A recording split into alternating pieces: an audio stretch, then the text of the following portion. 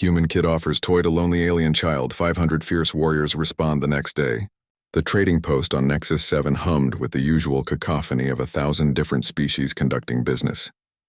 Merchants haggled in languages that ranged from melodious chirps to guttural growls, while the universal translators worked overtime to keep communications flowing. In the midst of this controlled chaos, 7-year-old Emma Chen clutched her father's hand, her eyes wide with wonder at the alien spectacle surrounding her. Captain Robert Chen had brought his daughter along on what was supposed to be a routine supply run. Ever since humanity had joined the Galactic Trade Confederation 5 years ago, such trips had become commonplace, though Emma had never accompanied him before. The girl's mother had passed away the previous year, and Robert found it increasingly difficult to leave his daughter behind on Earth. As they navigated through the crowded marketplace, Emma's attention was caught by a small figure huddled in the shadow of a massive cargo container. It was a child, at least Emma assumed it was a child, no taller than herself. The being had pale blue skin that seemed to shimmer slightly, with large dark eyes that held an unmistakable sadness. 4 thin arms wrapped around its knees as it sat alone, watching the busy marketplace with an expression of profound loneliness. "Daddy, that kid looks sad," Emma whispered, tugging on her father's sleeve. Captain Chen followed her gaze and recognized the species immediately. A Krell, one of the most feared warrior races in the known galaxy. The Krell Empire had a reputation that made even hardened military officers nervous. They were conquerors, strategists, and above all, fiercely protective of their own. But this small Krell child sat alone, apparently abandoned or lost. "Emma, we should," Robert began, but his daughter had already pulled free from his grasp. She approached the alien child slowly, her pink backpack bouncing with each step. The young Krell looked up, its eyes widening in what might have been fear or surprise. Emma had seen that look before in the mirror, during those first terrible weeks after her mother's death. Without a word, Emma unzipped her backpack and pulled out her most treasured possession, a stuffed rabbit named Mr. Hoppy. The toy had been a gift from her mother, worn soft from countless nights of comfort. Its left ear was slightly torn, and one button eye had been replaced with a mismatched spare. But to Emma it was perfect. "You look lonely," Emma said simply, her translator device rendering her words into the clicking, whistling language of the Krell. "Mr. Hoppy always makes me feel better when I'm sad. You can hold him if you want." The Krell child stared at the offered toy, its forearms unfolding slowly. One delicate hand reached out and touched the soft fabric with obvious wonder. The child made a sound, a sort of musical trill, that the translator couldn't quite interpret, but the meaning was clear enough.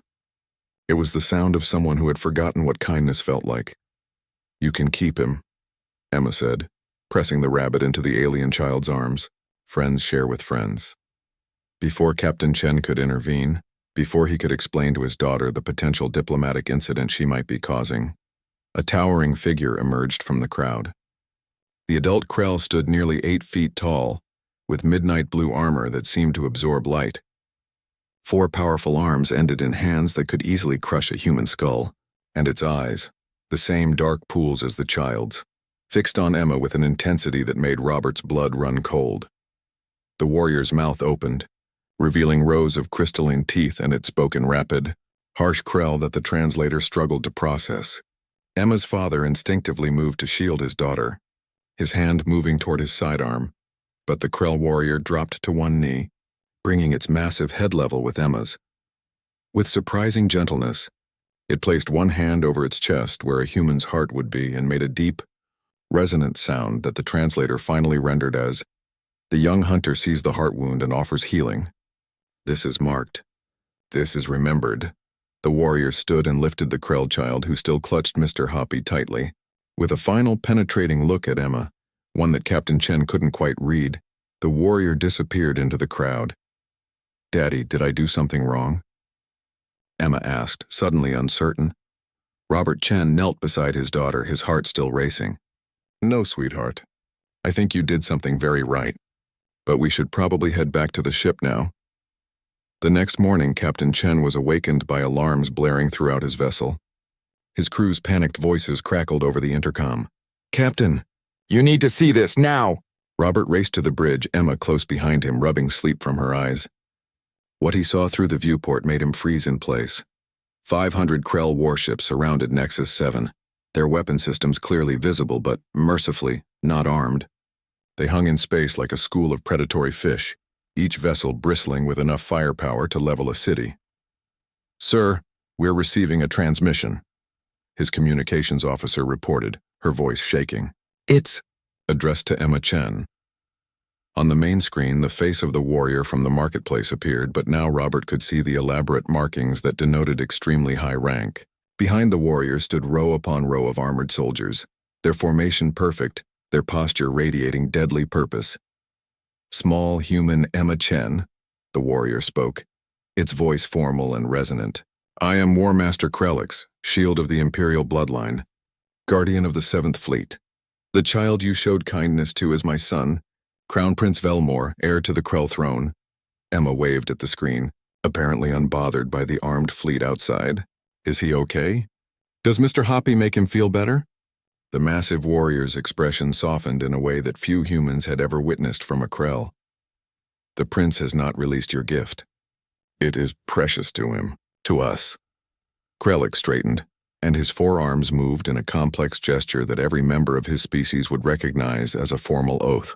"My son was taken by grief after his mother, my mate, fell in battle 6 cycles ago. He has not spoken, has not eaten properly, has not participated in the rituals of his people. He had become a ghost child, and I was losing him to sorrow." The War Master's eyes fixed on Emma with an intensity that made even the battle-hardened captain uncomfortable. Then a small human, a stranger, saw his pain. "Without hesitation, without seeking reward or advantage, you gave him your own treasure. You did what I, with all my strength and all my warriors, could not do. You reminded him that joy exists, that kindness exists, that the universe still holds softness." Behind Krellix, the assembled warriors struck their chests in unison, creating a sound like thunder. "The Krell pay their debts," the War Master continued. 500 warriors, myself included, now pledge the Guardian Oath to Emma Chen. Should you ever face danger, should any threat come to you or yours, speak the name of Krellix into the void, and we will come. Through fire and darkness, across any distance, we will come." Emma looked up at her father, confused. "Daddy, I just gave him my rabbit. It's not a big deal." But Captain Robert Chen, veteran of a dozen diplomatic missions, understood exactly what his daughter had done. With one act of simple kindness, one moment of pure empathy, a 7-year-old girl had accomplished what politicians and ambassadors had failed to achieve in 5 years. She had touched the heart of the galaxy's most formidable warrior race. On the screen, Crown Prince Velmor appeared beside his father, Mr. Hoppy still clutched tightly in his arms. The young Krell made that same musical trill Emma had heard before, and this time the translator caught it. "Thank you, friend Emma." Emma beamed. "You're welcome. Friends help friends, remember?" As the Krell fleet began to withdraw, maintaining their formation with military precision, Captain Chen put his arm around his daughter's shoulders.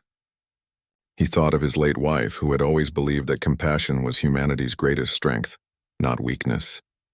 She would have been proud. "Emma," he said softly, "I think you just changed the galaxy." The girl shrugged, already thinking about what she'd have for breakfast. "I just made a friend, Daddy. That's what Mom would have wanted." And somewhere in the lead Krell warship, a warrior who had conquered planets cradled his son close, both of them holding tight to a worn stuffed rabbit with a torn ear and mismatched button eyes. A small, soft symbol that even in a vast and often cruel universe, kindness could still bridge the distance between worlds.